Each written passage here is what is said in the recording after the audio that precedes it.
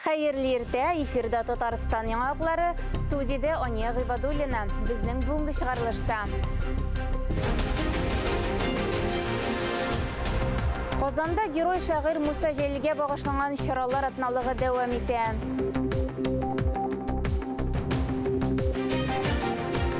Buada suğuşu internatsionalistlarga heykel aşu tantanası buldu.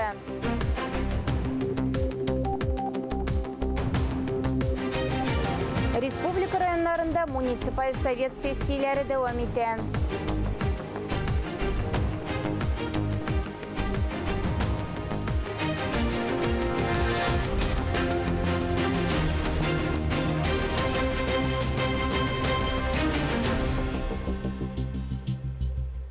On 16 fevral ertесін көңілі яңалықтан башлық. Дүния көлемінде рекорд артынан рекорд қойған татар қызы Камиля Вәлиева қысқа программа нәтижелері бойынша бірінші. Камиля темираяқта шұғылленуін 3 яш ярымда Qozonda башлай. 2012 елда ғаиләсе Мәскәүгә күченә.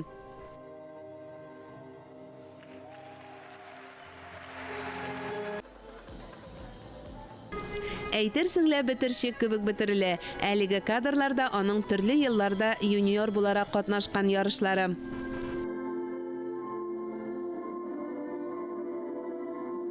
Икемеңдә 18 елдан ул Тутберидзе остазлыгында шөгыльләнә башлый. Юниорлар арасында дөнья чемпионы дәрәҗәсенә ирешә.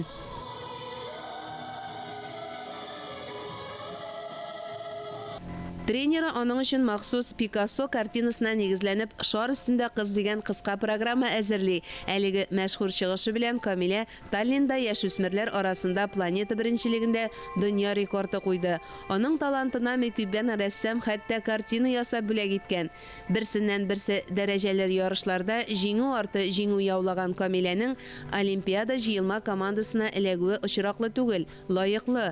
Мұны дөнья күләм миллионлаган җанатары да дәлилли. Әмма зур спортта сәяси астыртынлык дигән төшенчә дә бар. Әнә шул сәяси вәзгыять тәэсирендә Камиля Вәлиева да нахакка рәнҗетелде. Спорт арбитраж суды карары белән генә Камиля шәхси турнирда катнашты. Барлык тискәре кичерешләрне, арыганлыгын онытып, көчле, көрәшче рухлы спортчы булуын раслады. Ирекле программа иртәгә 17 февральдә уза. Якташыбызга уңышлар теләп җан атыйк. Мөршидә Җихан, Наилә Нәҗипова, Татарстан яңалыклары. Татарстан президенты Рөстәм Миңнеханов Пекин Олимпиадасында ялгыш шоу алдыннан фигуристка Камиля Вәлиеваға тілектәшлік білдірді. Камиля, сен біздің үшін хәзірдән үк инде чемпион. Ышанабыз һәм ғорурланабыз. Уңышлар сиңа дип язды республика җитәкчесе үзенең Instagram аккаунтында. Спорт темасын дәвам итәбез. Qozonda быел волейбол буенча дөнья чемпионаты узарга тиеш уеннарны карау өчен 2000-нән артык билет сатылган. Төп җанатарлар Россия төбәкләреннән, Польша һәм Казакъстаннан билетларның 50% гына сатылар дип көтелә. Бу ковид чикләүләренә бәйле. Уеннарга әзерлек турында хөкүмәт йортында фикер алыштылар. Татарстан президенты Рөстәм Миңнеханов республика оештыру комитетының 2нче утырышын уздырды. Иратлар командалар арасында волейбол буенча дөнья чемпионаты 26 августта башлана. Ярышлар 10 шәһәрдә, шул исәптән Qozonda 2 сентябрьдән 4 сентябрьгә кадәр үтә. Республика районларында муниципаль совет сессияләре дәвам итә, халык ышанычлары башкарган эшләр турында хисап тота. Әлмәттә һәм Бөгелмәдә узган сессияләрдә Фәрит Мөхәммәтшин булды. Татарстан дәүләт советы рәисе җыелышларга кадәр социаль объектларны ачуда катнашты. Парламент башлыгына нефть сәнәгате өчен җиһазлар җитештерә торган предприятияне тәкъдим иттеләр. Узган ел нәтиҗәләре буенча республика рейтингында район 26 урыннан 23 урынга күтәрелгән. Медицина хезмәте күрсәтү темасында шитләтеп үтмәделәр. Игътибар белән тыңладым һәм шатланып утырдым. Әлмәттә дә, аерым алганда менә Бөгелмәдә дә күп кенә мәсьәләне шушы үткән 21 елда нәтиҗәле уңай хәл итеп районның дәрәҗәсен күтәрделәр. Парламентарийлер Дәүләт Советының язгы сессиясын башлап җибәрде. Көн тәртибендә кеше хукуклары буенча вәкаләтле вәкил докладын, шәһәр төзелеше эшчәнлеге, җир асты байлыкларыннан файдалану мәсьәләләре буенча карар проектлары булды. Парламент хәбәрләре турында тулырак Алия Галиуллина сөйләр. Ашык хакимият системасында җирле үзидарә оештыруның гомуми принциплары турында федераль закон проектын Дәүләт Думасы беренче укылышында кабул итте. Парламентта махсус эшче төркем төзелде. Ул шәһәр һәм районнардан кергән төзәтмәләрне карый. Утырышта искәрмәләрнең асылын профильлек парламент комитеты җитәкчесе Альберт Хабибуллин аңлатты. Территория белән идарә итү системасында муниципаль берәмлек башлыгын җирле депутатларны сайлау формасында хәл итәсе мәсьәләләр бар. Бүгінгі болған өзидара жерліклерде болған кадрлар сақланып қаларға тиіш. Біргіне біздіңше, біздің күзіктен қарағанда міне бұл депутатлар болмау нендер қиынлық кетірмес мекен халық білән істегенде һәм міне бұл элемтәләр болған элемтәләрне үзмәсен деп міне ул нәрсәләр буршый. Парламентарийларын кайбер борчуларына Татарстан президенты аңлатма бирде. Рөстәм Миңнеханов урыннарда кешеләр белән эшләүче структураларга ярдәм итәргә, аларга вәкаләтләр бирергә ышандырды. Там вся наша инфраструктура, она сохранится. Те люди, которые работают в части с населением, они будут наделены полномочиями. Вот наша программа и обеспечение транспортом, цифровизация, вся она сохранится. Поэтому мы не видим каких-либо проблем. Это люди, которые представляют власть на местах. Там не надо делить там федеральный, субъектовый.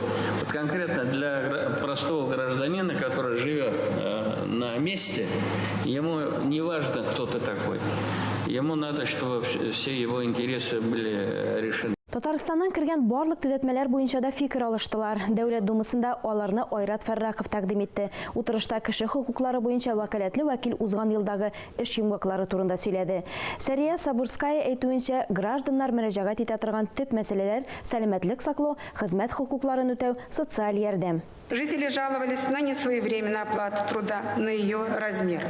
Также в отчетном периоде нами был проведен анализ отдельных вопросов ведомственного контроля за соблюдением трудового законодательства в части обеспечения требований безопасности и охраны труда работников. Депутатлар җир асты байлыкларыннан файдалану, җир кодексының гамәлдә булуы, түләүсез юридик ярдәм мәсьәләләре турында да фикер алышты. Яшьләр эшләре министры дәүләт яшьләр сәясәте стратегиясен гамәлгә ашыру турында сөйләде. Депутатларның да сораулары күп иде. Что касается вопроса, который связан с демографической ямой, вопрос большой, пока быстрое решение, мы видим следующее. Вот оно коротко, если выражается во фразе «где бы ни родился, в Татарстане пригодился». Много очень людей, которые приезжают в Татарстан, чтобы поучаствовать в мероприятиях, вот для нас это адресная работа с ними, чтобы они видели здесь для себя перспективы развития, чтобы умные, талантливые оставались здесь и учились. А это большой спектр на самом деле направлений. Фәрит Мөхәммәтшин яшьләр сәясәтен гамәлгә ашыруда хөкүмәт игътибарын ведомство ара хезмәттәшлеккә юнәлтте. Үсеп килүче буынның мәдәният, спорт һәм мәгариф өлкәсендә үсеше барлык мөмкинлекләрнең булуы мөһим. Резонный вопрос задают избиратели на каждой встрече. Есть общеобразовательная школа с программой обучения. Она что, не справляется с этой задачей? Школа. Почему надо нанимать репетиторов, значит, выкраивать? В одной семье есть такие возможности, в другой нет. Это для того, чтобы ЕГЭ сдать и постараться поступить в вузы. Как, значит, обеспечить равный доступ в образовательной системе по программам обучения в средней школе? Сугыш елларында хатын-кызлар һәм яшьләрнең хезмәт батырлыгын искә алды. Татарстан яңа гасыр хәрәкәтен депутатлар төркеме узган елның июлендә бу темага масштаблы конференция үткәргән иде. Сугыш елларында яшьләрнең батырлыгы турында фильм төшерелде. Бу хакта төркем җитәкчесе Артур Әбделҗанов сөйләде. Җиңү көне алдыннан аны мәктәпләрдә һәм хәзерге яшьләр белән очрашуларда күрсәтергә тәкъдим ителде. Фәрит Мөхәммәтшин галимнәрне Россия фәне көне белән котлады. Татарстан фәннәр академиясендә тантаналы җыелыш узды. Татарстан Идел буе төбәкләре арасында иң күп патентларга ия. Безнең нефть чыгару, нефть эшкәртү һәм сәнәгатьнең башка тармакларында иң заманча технологияларыбыз бар. Фәннәр академиясе президенты Мәгъзүм Сәләхов фикеренчә, фәнни тикшеренү эшчәнлеге актив үсә. Әйдәп баручы профессорлар, академиклар югары дәүләт бүләкләре алды. Ә яшь галимнәр үз идеяларын һәм эшләмәләрен тормышка ашыру өчен грантларга лаек булды. Фәнни берләшмәнең сәнәгать предприятиеләр белән үзара бәйләнешен саклап калуы мөһим дип саный парламент рәисе. Россия Фәннәр Академиясы Казан фәнни үзәгенең республика югары уку йортлары, тармак институтлары һәм конструкторлык бюролары белән хезмәттәшлеген көчәйтергә кирәк. Как и прежде, Татарстан продолжает поддерживать фундаментальную науку. Значительную долю в структуре финансирования научных исследований, осуществляемых Академией, составляют бюджетные средства республики. Хотел бы поблагодарить наших ведущих ученых, актив Республиканской академии наук и Казанского центра Федеральной академии за поддержку инициатив руководства республики. Парламент хәбәрләре турында кыскача шулар иде. Яңалыклар чыгарылышын дәвам иттерәбез. Көрәшче халкы татарларга аеруча хас. Алар арасында герой шагыйрь Муса Җәлил дә бар. Аның мобиль дәфтәрләре кешенең рухи батырлыгына һәйкәл. Шагыйрьнең туган көнендә татар җәмәгатьчелеге ел сайын һәйкәленә чәчәкләр китерә. Буада сугышчы интернационалистларга һәйкәл ачу тантанасы узды. Совет гаскәрләрен Әфганстаннан чыгару датасы уңайыннан үткәрелгән чарада Акбарс холдинги генераль директоры Иван Егоров, әфганчылар, аларның туганнары катнашты. Тулырак киләсе материалда.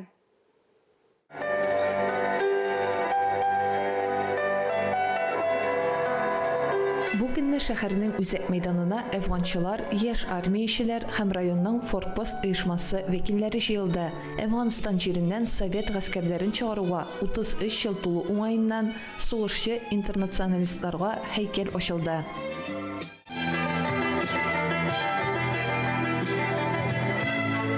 Татарстаннан 11 меңнән артык солдат Әфганстан сугышының кырыс сынаулары аша үтә. Районнан барлыгы 165 егет хәрби бурычын нәкъ менә шунда уза. Дистә еллар вакыт үтсә дә, алар һәр вакыт элемтәдә, бер-берсен онытмыйлар. Иптәшләребез белән сөйләшеп торабыз, күрешеп торабыз. Шулай башка райондагы танышлары, белешләр, иптәшләр белән дә бергә сөйләшеп торабыз. Шул бәйрәмнәрне һәр елны үткәреп барабыз.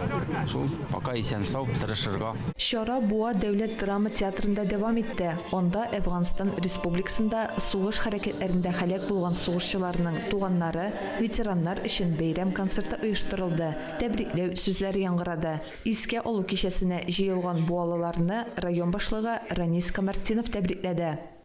Яшь буынга хәрби патриотик тәрбия бирүгә үз-үзегездә зур өлеш күрсәтәсез. Һәм бу киләчәктә дә шулай дәвам итсен.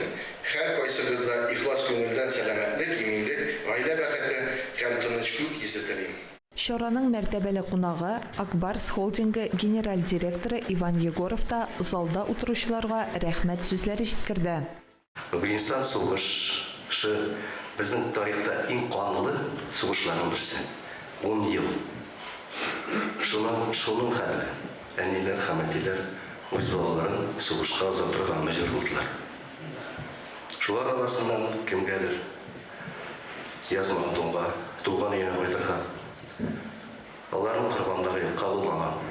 Барыгызга да исәнлек, саулык, гаилә бәхете һәм тынычлык телим. Шара барышында Әфганстандагы сугыш хәрәкәтләрендә катнашучыларга рәхмәт хатлары тапшырылды. Һәлак булучыларны 1 минут тынлык белән искә алдылар. Алсу Сәмигуллина, Илнур Кадыров, Татарстан яңалыклары. Татар җәмәгатьчелеге Россиянең һәм Татарстанның халык артисты Илһам Шакиров каберенә һәм ул яшәгән йорттагы Элмә такта янына чәчәкләр салды. Мәшһүр җырчының истәлеген мәңгеләштерүдә күп эшләнде. Яңа концерт залына Илһам Шакиров исеме бирелде, ул яшәгән йортка Элмә такта куелды, бер проспектка исеме бирелде. Алга таба һәйкәл мәсьәләсе дә кузгатыла. Татар дәүләт филармониясе директоры Кадим Нуруллин мәшһүр җырчы һәйкәле филармония бакчасында куелырга тиеш дип саный. Үзе исән вакытта без аны концертлар белән 15 февраль көнне алып бара торган идек. Хәзер менә 16 январь көнне ул безнең арабыздан китте. 16 январь көнне без шулай аның зиратына киләбез. Һәм 15 февраль көнне аның туган көнен истә тотып дога кылырга шулай ук зиратка киләбез. Аның Элмә тактасы да ачылды һәм Элмә тактасына шулай ук бүген шушы зираттан соң анда барып чәчәкләр салу каралган. Рәшид Вахапов исемендәге иҗтимагый фонд милли моңны саклап, татар җыр сәнгатендә яңа офыклар ачуын дәвам итә. Март айында яңа татар җыры конкурсының гала-концерты, халык җәүһәрләре һәм йолдызлар сәламенең концертлары уза. Матбугат очрашуыннан тулырак мәгълүмат Ләлә Зәйнуллин язмасында. Быелгы конкурска 242 җыр килгән. Узган ел белән чагыштырганда күпкә азрак. Шунысы куанычлы, бу санны сыйфат алыштырганын күрсәтүче үзенчәлек. Юкса әлеге фондның тоткан кыйбласы да бик изге. Татар эстрадасын камилләштерү, татар җырчыларының репертуарын байыту, киләчәк буыннарга сыйфатлы иҗади мирас калдыру. Илхам Шакиров һәр вакыт әйтеп килә иде, татар халкын нәрсә саклап калган гасырлар буена дип. Бу әйтә иде, беренче урында ислам дине, икенче урында татар моңы, татар җыры дип әйтә иде. Кайгыда барса татар яңа җыр көтә. Яңа җырның яңа җыры булырга тиеш. Менә бу яңа татар җыры конкурсы менә шушы максаттан инде эш башлап җибәрде. Бу безнең иҗат әһелләрен активлаштыра, шагыйрьләрне активлаштыра, музыкантларны активлаштыра, композиторларны активлаштыра, җырчыларны активлаштыра. Булар да инде иҗат итәрләр иде, шигырь язарлар иде, җырларлар иде, әмма ләкин менә бу конкурсларга өстәмә стимул бирә, өстәмә рух бирә. 5 март көнне гала-концерт булачак, шунда инде халык күрәчәк. Татар халкында җыр күңел ачу гына түгел, ул халкыбызның язмышы, үткән тарихы, аның яшәү рәвеше дә. Билгеле 100, 200, 300, 400, 500 җырдан алар барысы да шедевр була алмый.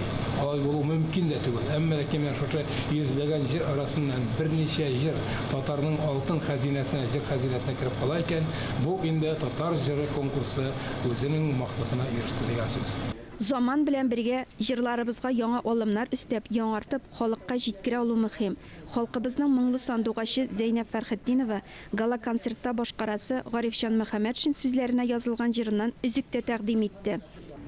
Су буенда бөдрәп таллар, яралы күңелемне күзләремә карап сырый, сез бергә түгелмени.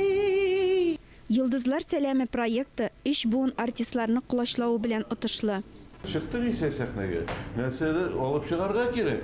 Әлбәттә үзең белән ияртеп һәм ул файдалы булырга тиеш. Шул турыда уйларга, әтиянеңә ошуймы бу, ят түгелме сиңа? Йолдыз атыла да сүнә, ә җәүһәр ул асыл таш. Еллар узган сайын тутыкмый, ныграк балкый. Киләчәктә халык җәүһәрләре проекты этномәдәни фестивальгә әверелер мөгаен. Бер яңа проект, чөнки бу инде күптән безнең күңелдә йөри. Безнең халык арасында яшәп, халык арасында бик тә популяр булып, чын мәгънәсендә халыкчан җырчылар булып. Әмма ләкин теге бу сәбәпләр аркасында бүгенге көндә нишләптер зур сәхнәләрдән әз генә читтәрәк калган, чын мәгънәсендә җәүһәрләрне без тагын бергә туплап, халыкның үзенә кайтарыйк дип әйтим инде. Алар безнең һәр районда бар, һәр төбәктә бар.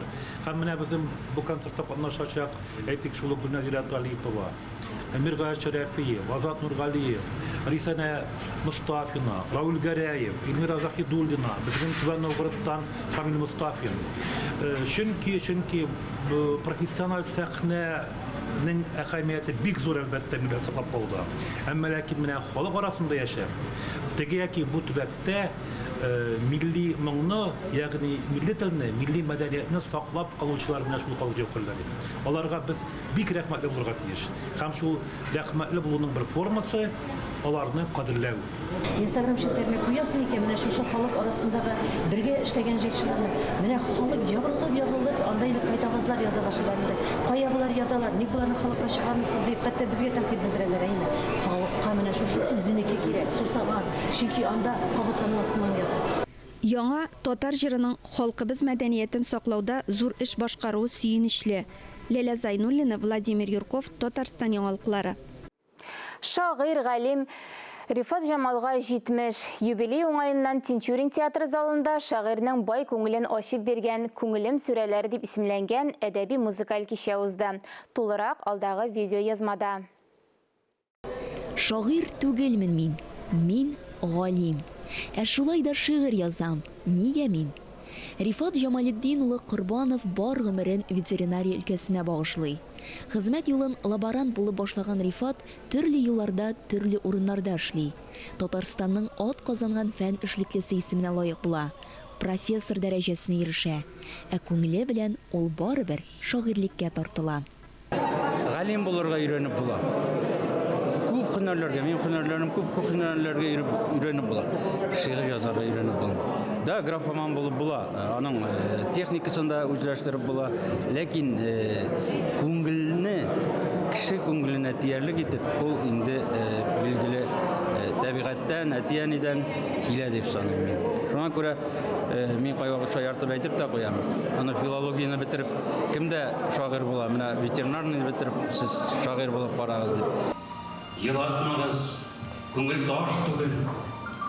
Сөйләмәгез, ул кеше түгел. Яратсагыз, мин кеше күңел. Рифат Жамалның галимлеге шигырьләрендә дә сизелә. Аларда артык сүз юк. Аның шигыре берничә юлда, хәтта бер юлда булырга мөмкин. Һәм алар тирән мәгънәгә ия дип ассызыклады Татарстан язучылар берлеге рәисе Ркаил Зәйдулла. Бу кичтә шагыйрьне кадерләп һәм хөрмәтләп халкыбызның яраткан шагыйрьләре, җырчылары, артистлары, юмористлары чыгыш ясады. Мин аны тиңлим бер шундый яһуд шагыйре, яһуд шагыйре дигән урыс шагыйре, шундый кыска шигырьләр язган күпләнгән инде гариклар Игорь Губерман белән. Кайвакта Мархаям падашып китә бернеләр алымнары. Менә шул миңа шулары кызык. Менә бер хәлләрне аңлатырлык кайвакта бер юлда итә, кайвакта ике юлда итә. Бер поэманы эчендә кайвакта аша алмыйлар теманы. Һәм монда Рифат Жамалның менә шундый кыскалары бар.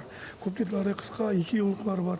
Аларда менә эзбәйткән барса бар беләгә. Рифат Жамал туган якның гүзәл табигатен шул кадәр гүзәл итеп тасвирлый. Шуның белән дә ул халык күңеленә якын дип саный Азат Тимершәйх. Авыл башы су буенда үсә яшьлегем таллары. Инеш буенда бергәләп аттырдык таңнарны. Менә бик гади халык җырлый торган җырлар. Халык кабул итә.